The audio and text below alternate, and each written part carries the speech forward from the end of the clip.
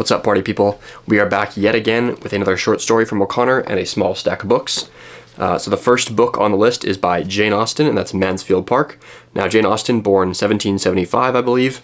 Her first 4 books were published anonymously, of course, because publishing at that time as a woman could detract from your popularity or people's kind of approval of your work. So this was one of her anonymous works. As far as I understand it, it's about a girl who's born into a tough family and so gets sent to live with her rich aunt. I would assume there's some romance in here as well.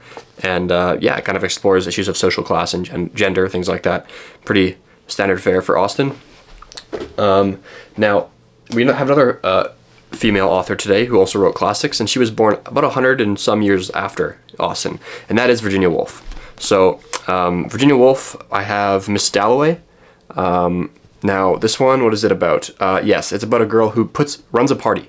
The whole book is just her setting up the party. But we get cutaways into the future and into the past that kind of reveal her character and her backstory. So, looking forward to that. It's a pretty interesting physiognomy on the girl on the front page. It's a really long face. And then we also have, from Virginia Woolf, A Room of One's Own and 3 Guineas, which actually is not fiction. I thought it was when I bought it, but it's actually an essay. So Woolf was a feminist, and so A Room of One's Own is kind of an essay on women's opportunities, as far as I understand it, right? It's built on 2 lectures that she gave at Cambridge. Yes. And then 3 Guineas, published a decade after, is about her stance on war. So not sure if I'll read that anytime soon because it's not fiction, but good to have it. Next up, we have a guy I wasn't familiar with, and that is Hilaire Belloc. And something I also didn't know about this guy is he was a contemporary of Chesterton, and they were like really best friends, and they were both Catholic, and they got along quite splendidly. And so unfortunately, this is not his complete cautionary verses. It's only selected, but this is a copy of some of his verses that he wrote for instruction for kids, and they all rhyme and they're quite funny. There's some I don't know are they all instructive? I'm not sure if they're all instructive, but there's some really funny ones in here about animals. Okay, this one's called The Hippopotamus.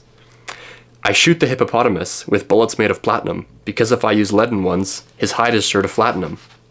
And there's like a funny illustration of a guy trying to shoot a hippopotamus with a gun. The elephant.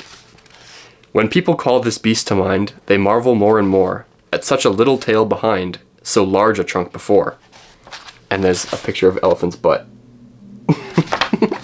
I think these are quite cute and fun, so looking forward to reading these to my kids one day. Next up, I actually found something that I don't know if a lot of people know about. It's C.S. Lewis, but it's kind of a rarer compilation of his essays. At least I think it's rarer. I've never seen it before. And that is Fern Seed and Elephants. Okay? Now, in here we have a selection of essays. I haven't heard of any of them before. We've got Membership, Learning in Wartime, On Forgiveness, Historicism, The World's Last Night, Religion and Rocketry, The Efficacy of Prayer, and then Fern Seeds and Elephants, which is the title. So yeah, I don't know. I think the person who stocked the bookstore made a mistake. They put it in the kids section with the other like used kids books. So that was kind of a cool find. I guess they were assuming it was like one of the Narnia books, but. And then I've also picked up some Ibsen, A Doll's House, and other plays. I have one other Ibsen compilation, and I think there maybe is a bit of overlap between the stuff in here and the one I already had, but that's all right. There's some new stuff in here as well. The title one, A Doll's House. Apparently he wasn't intending to write a feminist play, but it also covers topics of like women's lack of opportunity in society, and that's just pure coincidence that I also bought this one at the same time as Austen and those 2 Virginia Woolf books. So, bit of a theme today. Then last up, we've got 2 more plays, and that is George Bernard Shaw's St. Joan and Major Barbara. So, St. Joan, this is about the execution of Joan of Arc.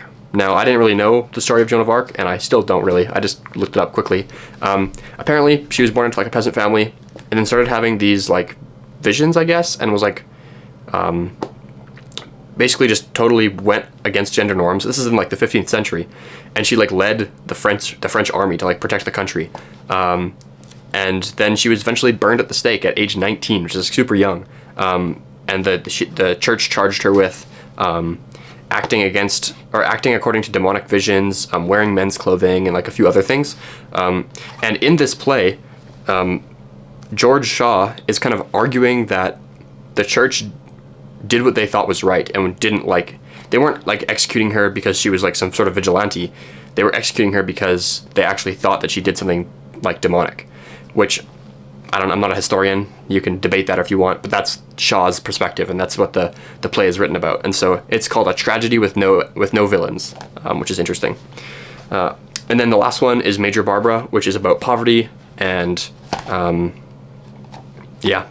whether or not the graces and luxuries of a rich, strong, and safe life are all dependent on money and gunpowder.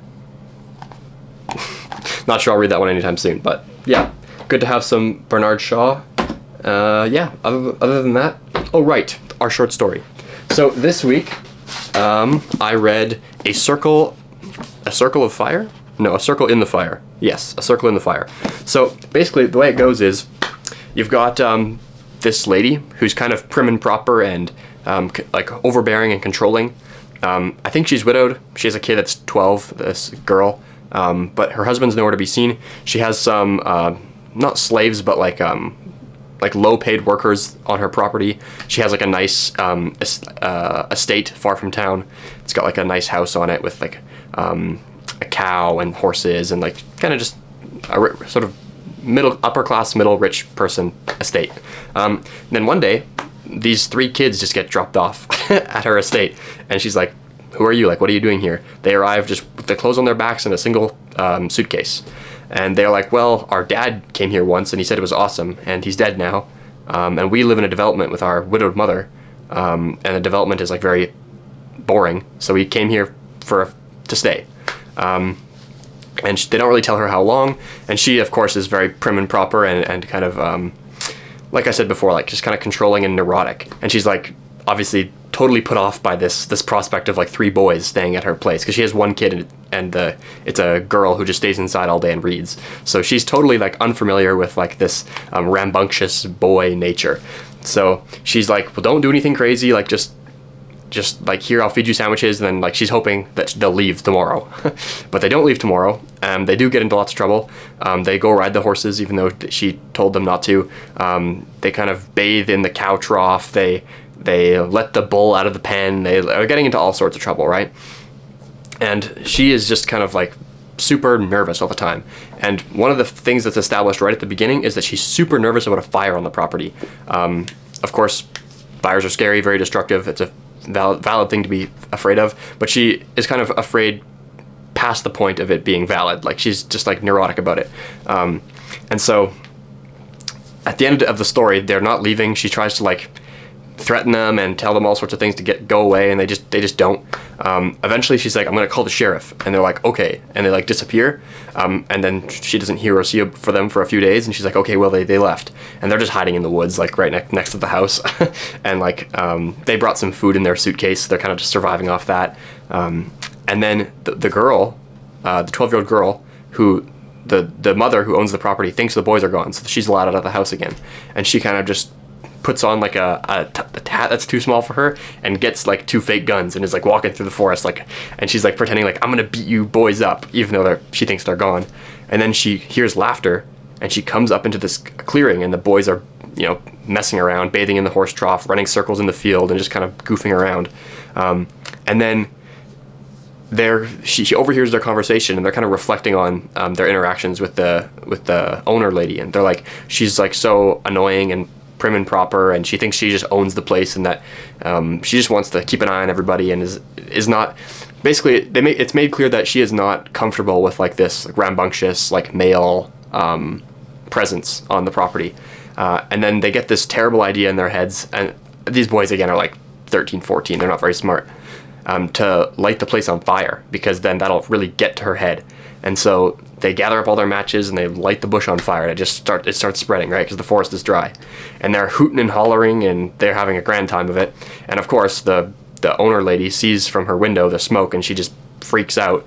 And her paid workers are not very enthusiastic about going to put out the fire. They're kind of just like walking slowly to go do it. They're not really like hurrying to put out the fire. And the story ends very interestingly. It ends with a reference to Nebuchadnezzar. So if you know the Bible story, there's these three characters named Shadrach, Meshach, and Abednego. And basically Nebuchadnezzar makes this giant golden statue. I think if it's of himself. I don't exactly remember. Everybody in the kingdom has to bow down to it. Now, the Shadrach, Meshach, and Abednego are Jews, right? And in the Ten Commandments, it says that you shall not honor any other gods other than me, right? The Old Testament God is a very jealous God. And so they refuse to bow down to this golden statue of Nebuchadnezzar. And as a result, Nebuchadnezzar throws them in the fiery furnace, but they're all unburned. There's an angel in there that makes a circle around them that they cannot be burned. And that's kind of just like this miracle, right? And so it ends with a reference to this story. And it says, she stood taut, listening. This is the owner lady. She stood taut, listening, and could just catch in the distance a few wild high shrieks of joy, as if the prophets were dancing in the fiery furnace, in the circle the angel had cleared for them. So, because O'Connor is referencing the boys as being like the Shadrach, Meshach, and Abednego, like the good characters, she's almost sanctioning their actions and the fire they started and all the mischief they're causing.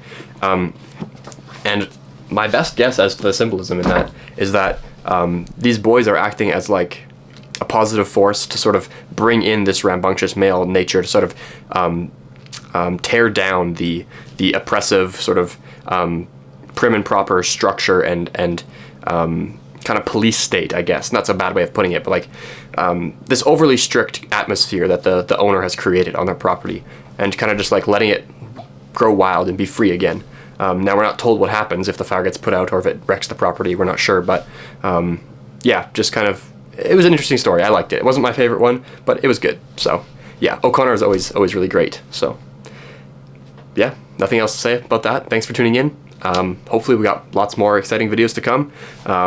I wrapped up a bunch of books this week. I was trying to finish everything by the 31st exactly, so you should see, actually this video is probably coming out after my year-end one, so you probably would already have watched my year-end video. I read over 3 feet of books, all stacked up. So, although I will say I forgot to, there's 2 books, I like stacked everything up, recorded the video, and then I realized there was 2 books I set aside that I also read that year that I forgot to include. I felt so stupid, but I'm not going to re-record it. It's too annoying. Otherwise, what am I starting up? I think I might start up Jane Eyre, and I also might start up, I'm finishing Little Women, and of course, Brothers Karamazov, I'm halfway through that, so you might see the part 3 summary coming out for that soon. Yeah, I might thinking of reading some more Northrop Frye, maybe some more Rilke's Letters to a Young Poet, although I'm not sure I'll do a video on that, we'll see. But yeah, lots of fun things coming. So yeah, thanks for watching, and I'll see you next time.